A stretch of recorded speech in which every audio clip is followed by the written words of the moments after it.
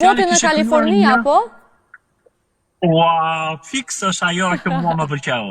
Për gjithë shikuese që... humanoid, Po. për të gjithë ata që t'jenë vëmendshëm tani, domethënë, është që është krijuar një robot humanoid neo që u vjen në ndihmë grave në punë të shtëpisë, sepse gratë lodhen gjithkohën dhe në punë të shtëpisë, në gatim etj etj. Ku ta gjejmë që ne meshkujt të marrim një robot të tillë që t'u vinë në ndihmë grave, domethënë që mos na lodhen se mezi kemi.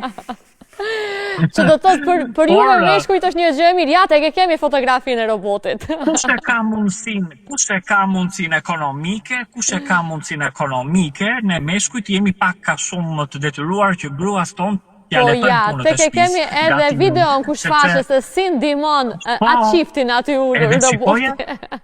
Edhe shikoja i dasa interesant, vjen ai roboti me atë qetësinë, me atë domethënë gatuan, të jep atë kafen e mëngjesit, të bën ato punët, ja pastrimi i shtëpisë. Këtu, domethënë është terezi e papar. Për një koston $20,000 nëse nuk jam gabim. Jo, je shumë sakt. Për një domethënë për një sistem humanoid robotik, $20,000 që çfarë bën çuditëra.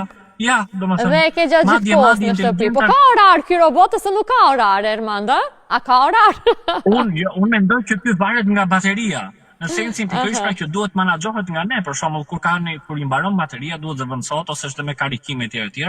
Por që ajo që është më e çuditshme është që është krijuar edhe makinat copilot, automjetet, të cilët në Kin duke qenë dalë një lajm Aida shumë interesant, që sot janë krijuar edhe automjete copilot, automjete ose taksi pa shofer, që do të thotë pikërisht pra ti mjafton ta porosisësh, taksia aty të vjen, ndjek pikërisht atë Google Mapin në mënyrë inteligjente dhe të çon në destinacionin e duhur. Pra, ne shikojmë që teknologjia dhe inteligjenca artificiale po sjellin aspekte beneficiare. Sigurisht, por çuditen për disa deklarata. Unë jam fan shumë i madh i Elon Musk, sigurisht. Edhe Jeff Bezos, se treshja e teknologjisë sot trekëndshi. Janë ato, po. Elon Musk, Jeff Bezos dhe Bill Gates janë pikërisht ata që po çudisin gjithë botën.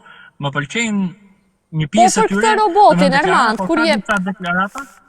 Po, kur jemi tek ky roboti, me qenë se vazhdimisht po paraqiten edhe fotografitë dhe video, jam kurioztare të di, do jetë edhe në shtetet evropiane shumë shpejt, ose? Ke informacion? Mendoj që po, përdesa është krijuar dhe me atë kosto është gjë më pozitive që mund të ekzistojë. Gratë, vajzat kanë shumë përgjegjësi, nënat, sepse vazhdimisht pastrojnë shtëpitë e tyre, gatuajnë etj, mbajnë fëmijët. Ku ka më bukur se të jetë edhe një robot humanoid që të bëj punë të shtëpisë.